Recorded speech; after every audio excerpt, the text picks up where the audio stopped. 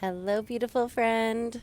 Welcome to the True Brit podcast. I am recording this from one of my favorite places ever, Costa Rica. I'm laying in a hammock and figured I should record about what I've been up to, and especially last week, and the reason I came to Costa Rica this time. So,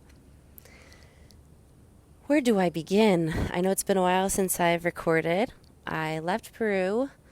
Probably not forever, but at least for now. So I'll rewind a little bit. After I quit my job in the jungle of Peru as the ayahuasca facilitator, I kind of had a couple ideas about what else I wanted to do besides facilitate plant medicine ceremonies, which I still think is my biggest dharma, my biggest purpose, soul's calling in this lifetime. But from a lot of ceremonies and just my intuition, I also knew that I wanted to work with sexual energy. So when I was working at Dreamglade, I heard from so many women about how they've been abused and traumatized and violated and all kinds of stories. And this was super common. It literally was happening almost every single week that a woman would open up to me about a trauma or an abuse story from her life. And it just felt like all of these women were coming to me for a reason, but I didn't exactly know what. And I didn't exactly know how to talk to them or how to coach them through this. Of course, I tried my best, but I was like, okay, this has got to be coming up so much, especially specifically to me for a reason. So then I was thinking, okay, maybe I should actually look into Tantra. I didn't know much about it, and, being on the jungle and with ayahuasca and dieting plants, I was mostly, I wasn't sexually active for most of that time. I was really dedicated to my work with the plants, but all this stuff kept coming up. And so, after my job in the jungle, I was like, let's dive into Tantra. I don't know if you say Tantra or Tantra, but I was really drawn to that. And so I went to India. If you've listened to the previous episodes on my podcast, you know this. And one of the reasons I went there was not a reason I went there, but I was kind of hoping I would get some more hints and clues and signs about Tantra and the practices, maybe find a teacher. And when I was there and when I was doing some research and asking around and just feeling into it, it didn't really feel aligned. It didn't feel right to practice Tantra there. It felt pretty sketchy, especially because I realized I don't really want a male teacher for this. I really want to be surrounded and held by women. And then I realized this woman who I've been following, Layla Martin, has been teaching about Tantra. I think she's been studying it for 20 years. And it is like left hand or new age Tantra. I don't know if that's an actual term, but that's, kind of what it's called. And the term new age kind of puts me off at first. I'm like, I don't know, a little bit. I really liked learning about traditions. And as Drew likes to say, sometimes you got to learn the rules before you break them. So, it wasn't my first choice because of that. But then as I looked into all this stuff, I was like, you know what, maybe that's perfect. So I looked into Layla Martin. If you don't know her, you can look her up on Instagram. I think she's wonderful. I know she's probably not everybody's cup of tea. She's super bubbly and glittery and fabulous, and I really like her. I'm obviously not exactly like her in all of those ways, but I just think, especially hearing her story, she's a pretty fantastic human being and really inspirational. Anyways, so you can go look her up on Instagram. But I looked her up and saw that, as synchronicity would have it, she was having this program that she called the VITA Sex Love Relationship Coaching Program.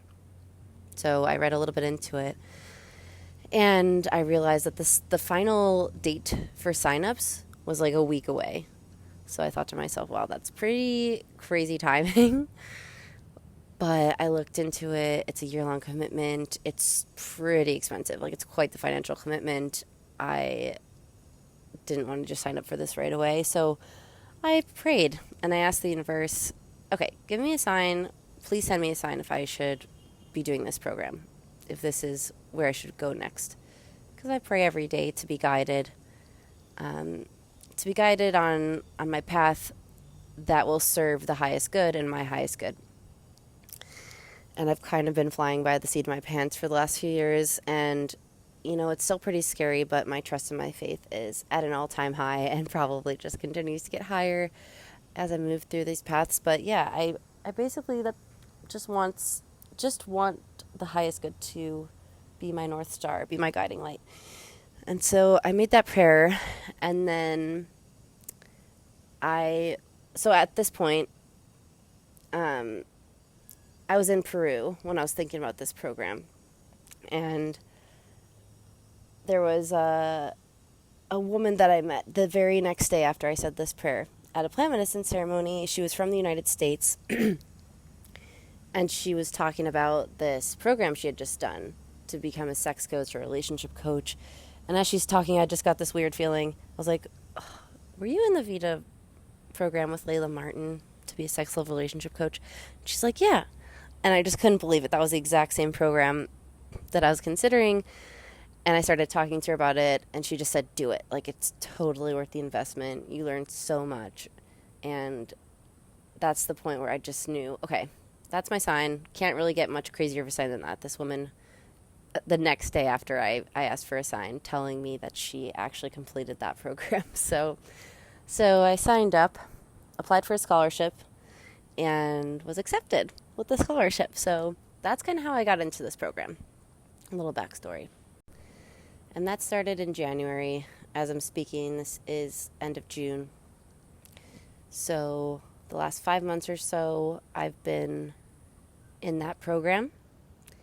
And with the main intention to just understand a little bit more of how to coach women specifically, and how to help them through their issues or their blockages regarding relationships, regarding sex, and all that juicy goodness. So the program has already really kind of blown me away, just with the amount of content and the amount of stuff I'm learning. It's really, really cool to be in this. It's also really overwhelming how much we learn. It's just jam-packed schedules. I'm super glad that I'm not employed at the moment while I'm going through this program, because it's so time-consuming and energetically consuming. So yeah, I'm really happy I can dedicate this year to that. So last week, I went on the retreat, which when I signed up for this program, the retreat's not included. It's additional cost, but I was like, I have to go to this retreat. I just knew it. I love Costa Rica. I want to meet people in person. And it just sounds like such a crazy experience that will really push my boundaries, push my comfort, like the limits of my comfort zone, because my comfort zone's pretty big these days. Like, I have pushed my own borders of that for a while now. So anytime I get the chance to kind of, as they say, meet an edge, then I jump at the chance. So that's kind of what this retreat was for me. When we got there, it's 100 women. I think it was about 100 women, more or less. And then Layla Martin and her whole coaching team, I think they call them connection siblings. And immediately when I arrived to this place, even before that, when I was meeting these women at the airport and on the shuttle on the way over, I was feeling so nervous and excited. And when we got there, it was just such a high vibration. The whole week I was there, I could feel the energy, like on my arm hairs. It was just like, I understood what people were talking about when they were saying, like, oh, you can feel the vibration of a place or a group. I could feel this, man. It was like it was like tingling across my skin. I just was so energetic, even though we weren't sleeping a lot. And to be honest, I don't even know where to begin talking about this retreat. I explained a little bit on my Instagram story, but holy cow, there was just so much that happened. We started on a Saturday and just got right to it. Like, most of the times, these workshops took place in this large room at the retreat center that could hold all of us. And we either did things as a group of 100, or, we were still all in the same room, but we would break out into smaller groups of 5 or 4 or 2, depending on what kind of activity or workshop. So a typical schedule of a typical day was breakfast started at 7, went until like 8:15.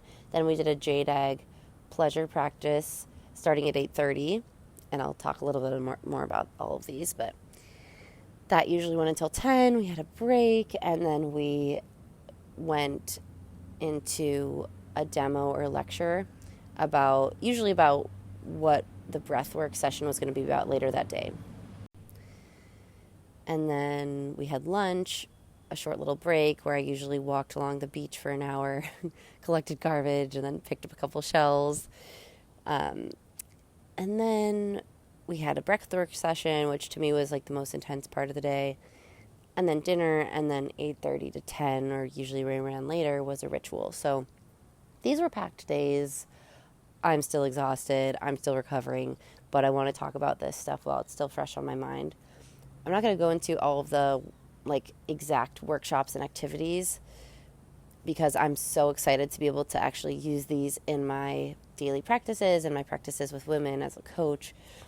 So I just want to talk about what I got from the experience and maybe be able to convey this message to you guys so you guys don't have to go to a retreat like this to feel this embodied knowledge.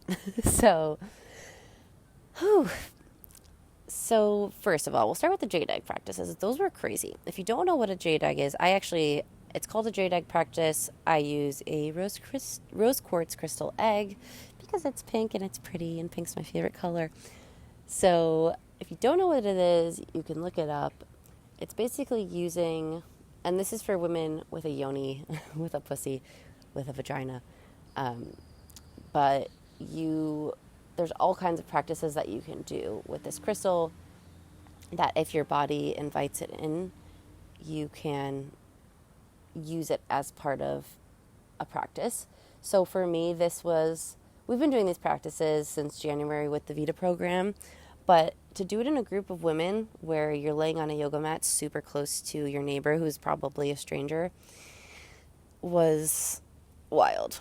And I feel like I'm a really open person, but that really pushed my limits of what I'm comfortable with. Just hearing all of the women around me go through their processes, which could involve crying and moaning, and this was like, I felt like we just jumped right in.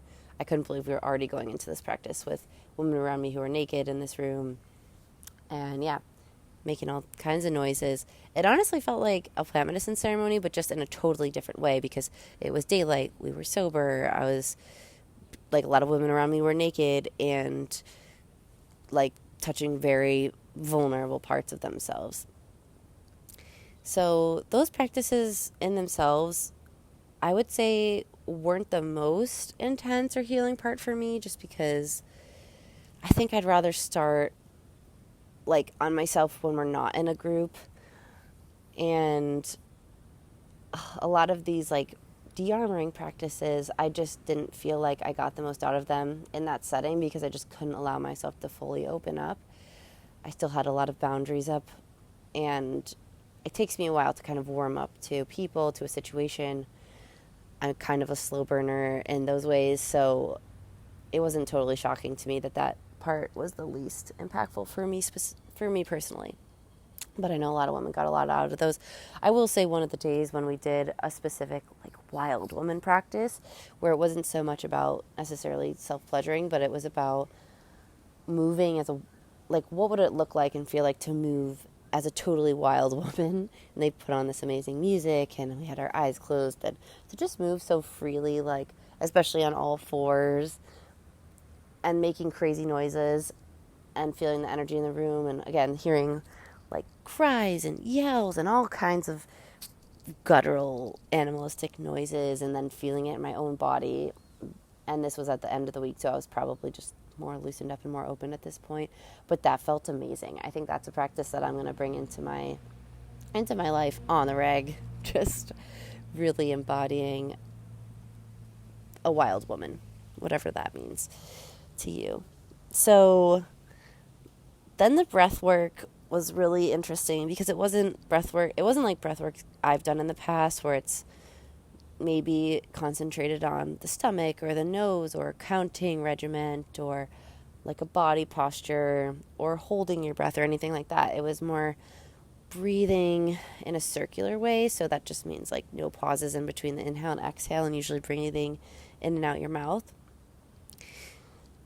And we did all kinds of breath works like this, but the part that was interesting for me was that a lot of times we did this partnered. So, I'm so used to doing all these practices by myself, but in this case, we partnered up, again, usually with a woman that we've never met before, and they were allowed them to hold space for us and to hold us, and sometimes in some cases to literally hold our body. I cried at every single one of these practices, like not just, a single tear rolling down my cheek, but like guttural cries.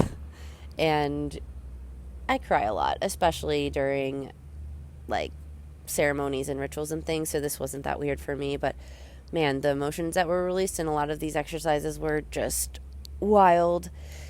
And in every area, in my chest, there felt like there was a lot of tension that I released. In my belly, there was a lot of tension there. And just to be able to make sounds was so healing. That's something I learned through this training already, is a lot of us hold back our noises, hold back our sounds. You could say our throat chakra is a little bit blocked or a lot blocked. And being free to just make the noises that your body wants to make, not making noises that your mind thinks you should make, but allowing your body to sound. It took some practice, but as the week went on, I felt so free and so able to let my body make the noises it needed to make. I think that might be one of the factors that I've been blocking myself from for a long time, and probably many women, many humans have. So that was really cool and really special, because I know a lot of people don't have the freedom to do that. Like a lot of us live with someone else and maybe you don't feel open and free to make the noises you need to make during your meditations, during your daily practices. So that was a really special opportunity and realization for me that I'll definitely be bringing into my life as a coach and facilitator and space holder, encouraging people to make noises and also encouraging people to move.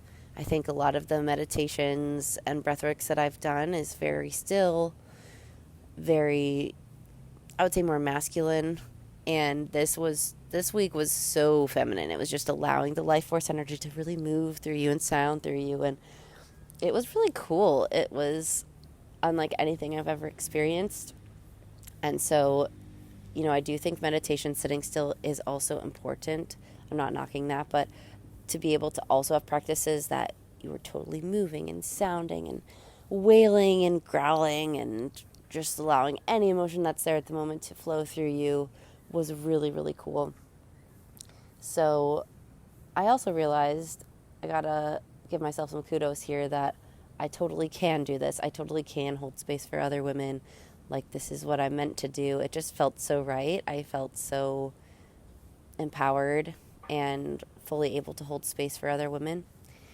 And that felt really good, knowing and feeling, yes, this is the right track for me. And I'm so excited to be able to kind of pass on my learnings to other women and just be able to hold space for them. It's a really, really cool feeling. So other things that I learned. One, we were allowed to be naked in that room where all the workshops went on, and also in the pool. We were clothed the rest of the time, like in the dining hall and walking around the resort, to respect the Costa Ricans who worked there. And that was one of the coolest parts for me. Just being around all of these naked women. Not everybody got naked, and not everybody was naked all the time, but to just be able to see women's bodies in all shapes and sizes and ages and colors was really cool for me, because I saw them as beautiful. Whereas before, I think, especially when women have clothes on, I've been in the past honestly pretty critical and judgmental. And I know where this comes from. I know it's been passed down to me from my family line, but also just from society. Like, it's me and my friends have talked about this. Even if your mom was so in love with her body and never made comments about it in front of you, you still got that noise, that programming from other women in our culture, or maybe your friends, or definitely the media. So, yeah, that critical voice in my head, that judgmental voice on my head that was critiquing other women's bodies, I'm not going to lie, was still alive in me. And it's probably still alive in me, but right now is just so quiet after that retreat. And it's so filled with this voice that's just loving on my own body and loving on other women's bodies, truly. And not just in a fake way, but in a really authentic, like, wow, that is a beautiful body. And seeing the beauty in every body, not just seeing all of the, quote unquote flaws, because the flaws are just things that our mind is telling us are flaws. They're not inherently good or bad. Nothing's inherently good or bad. And that was a huge thing for me, because I've never seen so many naked women's bodies. And there was one practice where we did this thing called pussy worship. And this was at the end of the week, so it wasn't like right away we were staring at pussies, but we were kind of gently led to this point. And by the end, basically we had the opportunity to look into a few women's vaginas. I shouldn't say vaginas. I should say pussies or yonis or vulvas or whatever word you want to say, because we weren't like actually staring up their vagina.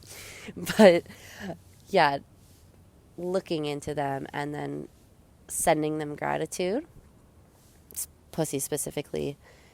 And it was really powerful to be looking directly at a pussy. And it wasn't the first time that week that we were doing that, but for me, the only pussies I've seen were, naked women walking around, maybe my friends or family members, but I wasn't like looking at them up close. I was actually always really avoiding my eye contact. I think out of, trying to be respectful, but then also because I'm kind of scared to look at them, to be honest.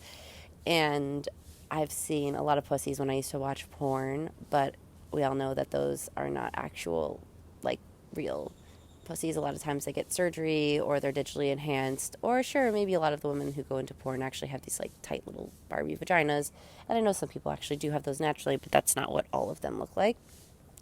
So seeing them up close and personal was a new experience for me. And like I said, I'm on a hammock outside, so apologies if you can hear the raking that's going on behind me, but anyways, looking at pussies. So yeah, it was truly great. I was a little bit scared going into these exercises that I might feel feelings of disgust, or shame, or any of these kind of like darker energies and feelings, but I truly didn't feel any of that. It was just wow. It was just awe and admiration and love. And that surprised me. I was surprised I got to that point, to be honest. I know I keep saying to be honest. I really want to cut that out of my vocabulary because I'm always trying to be honest. Anyway, so yeah, admiring women's bodies allowed me to admire my own. And instead of hyperfixating on all the things that I wish were different, just really sinking into the love for bodies and these temples that we were blessed with, instead of like, oh, this thing that I wish was different. I've been struggling lately with kind of wishing my body was the same way it was when I was in my 20s. Not all the time, but I noticed these little thoughts cross my consciousness once in a while. And this retreat also helped me to be like, no, I don't want to go back there, because I've never been happier in my life. Why would I want to go back into a body that was at a stage that I'm not at now? And the stage that I'm at now is so juicy and wonderful and alive and empowered. I actually don't want to go back there. I just want to be here, and then being around all these women in their 40s and 50s and even 60s who are feeling so sexy, so confident, who tell me that every decade gets better. And especially women in their 60s who are really reclaiming and owning their sexuality and telling me that they've only felt more and more sexual, is just wow. Like, that is so amazing to me. And I no longer feel old at 33. I feel young. I felt like I was one of the youngest people at the retreat, which was really, it just felt so good. Like, yes, this isn't it. We don't have to just reach 30 and feel like a crone, like an old person, all these wrinkles, but we can actually embrace aging and really feel the honor of that. So that was a really big part of the retreat for me. I mean, there's just so much I can go on and on and on, but what are the important parts that you might care about? Let's see. Another was just really honoring and celebrating other women. Huge.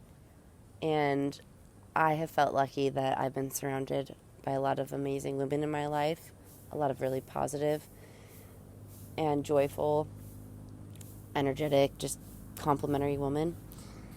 But being there and being in a space where we're all truly complimenting each other from an authentic place and being with these beautiful mirrors for each other, it was so healing, especially because it was all these women that I've never even met before. Just, we were all loving each other and really appreciating each other and making everyone feel seen and allowing everyone to have that space to feel free and liberated and to feel sexy. And one thing I realized was that even though I felt, like this open sexual being, I kind of had to tone that down a little bit when I was working at the ayahuasca retreat. Hopefully that's for obvious reasons. But now coming out of it, to realize I can shed that layer and I can be my fully empowered, my fully sexy version of myself without having to tone that down anymore. That felt so empowering. And to realize the reasons I've been having these blockages around feeling empowered to feel that way has been for a few reasons. I mean, one, because coming out of that retreat and into walking around in just, normal Costa Rica, I've noticed, oh shit, I feel like I kind of want to contract. I kind of want to pull my shoulders in so that I'm not like having them back and my boobs out and just being like, oh yes, I'm a free, liberated, sexy woman, because sometimes that doesn't feel safe. Sometimes that feels like I'm going to have men who want to take advantage of me and maybe abuse me and tell me that I'm asking for it. That's something real that lives inside my body, that probably lives inside of a lot of women's bodies. So realizing that I do have this blockage still that's like, no, I can't be my full sexy everywhere. And that's okay. I mean, I wish it wasn't that way, but that's just the truth of the world that we live in when I'm a solo female traveler, traveling literally anywhere. It's not just Costa Rica, it's like anywhere. Even walking around the city of Chicago, realizing that I might not feel safe to be this fully expressed sexy woman. That's a sad reality that we're living in it, but I'm okay with that for now. I'm not trying to push the boundaries of that in my life right now, but I am noticing that lives here. Another thing I'm noticing is a block that I've had around feeling my most like sexual, sexy version of me is the judgment from other women. And feeling like, oh, I can't be too hot because then no one will like me. I'm not going to have any friends. They're going to feel like just that, I guess. And this retreat really helped me be like, no, there's so many women in this world who just want to see me shining so bright. There's women in this world who can hold me at my best, and who can hold me when I'm down and pick me up and remind me of who the fuck I am, which is an actual goddess just like every single other woman on this planet. Yes. And I feel like I've been telling myself this story that women can't hold me in my highest expression. And that's just not true.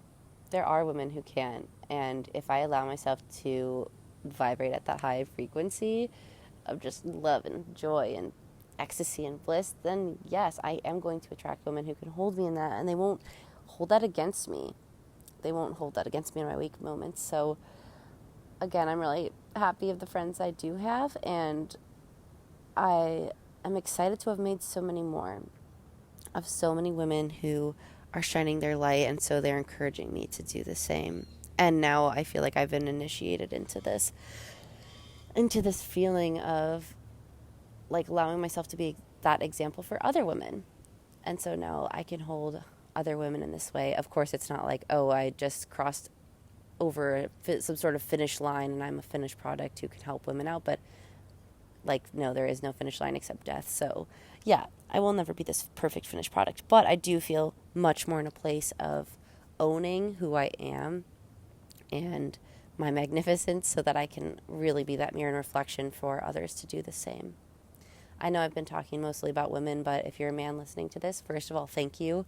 I know that it's probably weird to listen to all this stuff and maybe even a little bit triggering, but I really appreciate all of the support from men in my life and from this podcast, and all of the men who are out there who just want to create a better world where men and women come together and serve each other and support each other and cheer each other on. So thank you.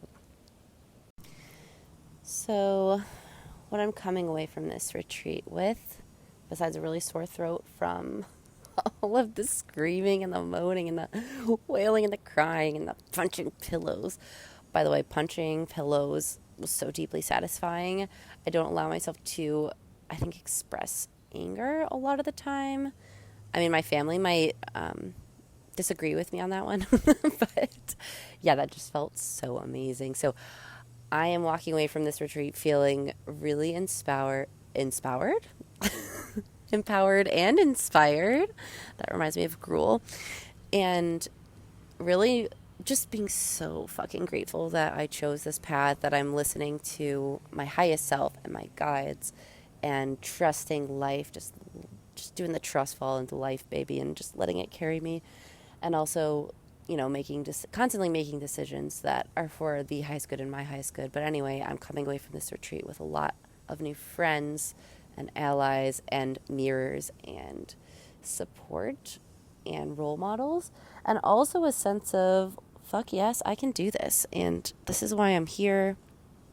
This is a big reason why I'm here. It's not the only reason why I'm here, but I'm getting all these tools so that I can support women through their own journeys and help other women lift them up and realize that they are fucking magical and amazing and have so much power, so much more power than we realize.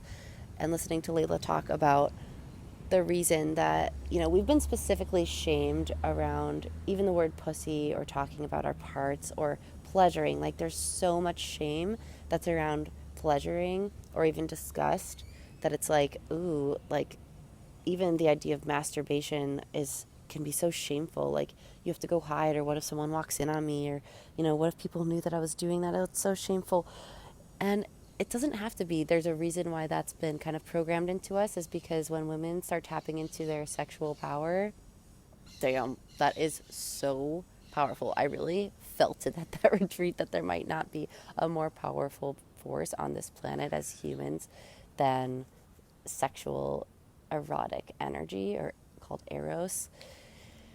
And man, it's just so powerful. Oh, that's another thing. But there's so many things, but we did a sex magic practice. If you have no idea what sex magic is, Google sex magic Layla Martin, or I'm sure other people do practices, but I can also give you a little taste of it, what it is right now. So I've done it before at home on my own, but there was nothing that compared to doing it in a room with 100 women all dressed in lingerie, led by Layla, who was wearing a witch hat. It was just fucking epic.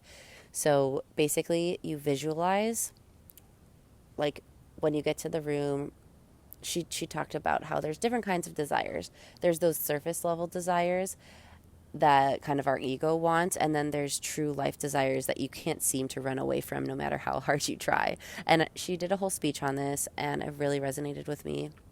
I feel like I've gotten past all of my material desires because I just desire such a simple life, but my deep desires are, like, for me, I'll let you in on a little secret. For me, what came through for me that night was to have a soulmate, to meet my soulmate and to have that partner in life. So, but yours could be anything. Maybe it's a career. Maybe it's a moment in time that you have been visualizing with a loved one, or with your career, or with like a piece of land that you own or live on, or who knows. So anything that comes up for you that's a deep desire, like a true desire, and not just one that maybe you desire because you think it'll make you feel a certain way. So you come up with this desire and you put yourself in the 5 senses of that reality. So, you know, if you're familiar with manifesting, you know that this is a powerful way to manifest. Instead of just saying, oh, I really want to have this. It's like, okay, I want to have, let's say, let's say I want to have a business that, oh God, I don't know. I'll just use mine as an example because I can't even think of one right now. But okay, so I want to have this divine partnership or the sacred union, right? So you put yourself in the five senses reality. That means you have to see or use your eyes. What are you seeing? What are you looking at? What's in your visual space? And really take that all in, and then smell. So what do you smell? Maybe it's his scent. Maybe it's your scent. Maybe there's essential oils, or maybe there's perfumes or incense. So what are you smelling in this moment? And then touching. What do you feel? Maybe your lips are on theirs. Maybe you're feeling his touch on your body, hugging you or lightly massaging you or just lovingly touching you. So imagine what you are touching. So really sensing that. And then taste. Taste is a hard one unless you're visualizing your soulmate. To me, this was easy because I was just picturing us kissing, and that really allowed the taste to be more real for me. But what are you tasting in this moment? Maybe you're tasting delicious food or chocolate, or I don't know, just getting real about what you might taste. I think that's the hardest one. So we did touch, taste, sight, smell, and then hear. What can you hear in this moment? Maybe there's music playing, maybe there's laughter, maybe someone's whispering sweet nothings into your ear. So really hearing. So you get the picture. You're bringing all five senses online as you are imagining, sensing what this will be like when it's been brought into this 3D physical reality. So once you have all that, then you begin to touch yourself and bring pleasure into your body. So you don't have to actually touch yourself for this practice. Some people even did this energetically, but you start at your first chakra. If you don't know what the chakras are, they're basically 7 energy centers that go up your body. Those are the major ones. So starting at your root chakra and then going up your body into the crown. I won't explain all of them right now, but you can look these up online. So as you're feeling pleasure and allowing that to build in your root chakra, you then slowly bring it up through and do that process in each of your chakras, all the way up into your crown. And then you kind of swirl it around in your crown. And at this moment, you could have your peak pleasure, your orgasm, if that's happening for you. And then at that moment, you bring back the five senses reality of what you're manifesting here, what your deepest desire or, pleasure is. And that was just so crazy. Like, to have all these women orgasming at the same time, manifesting their deepest desire. Like, oh my God, it was so cool. And I was like, this is actually gonna work. Like, humans in this circle, including myself, are actually manifesting this shit right now. It's working. Like, I just felt it in my body, in my bones. It was so powerful. It was so amazing. So that's another thing I'm bringing. If you haven't done or tried sex magic, go for it. It's really something special. If you don't have a partner, or even if you do, you can try it alone. If you have a partner, you can do that, or even a group of women. That would be so cool. I talked to so many women doing stuff like this all over the world. So I feel like a newbie to this world, and I'm so excited to be getting deeper into it.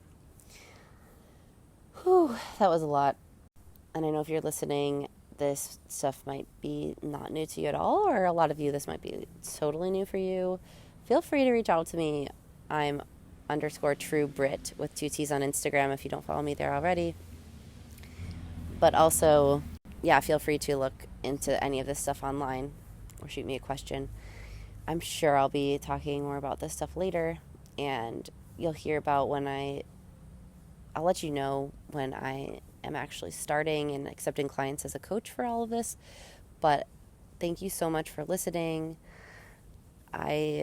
Words like transmission and downloads and all that stuff kind of bother me, but I hope that you did receive this as like a high vibrational transmission. And even if you didn't, I hope that it maybe sparked some things inside of you where you're like, maybe I should explore that a little bit more. That feels like kind of uncomfortable but exciting in my body. So maybe I want to follow that thread and see where that goes. I hope that you got something like that from me today. And if nothing else, maybe you were entertained. Maybe I made you smile. And maybe you can feel the love that I'm sending out to you right now.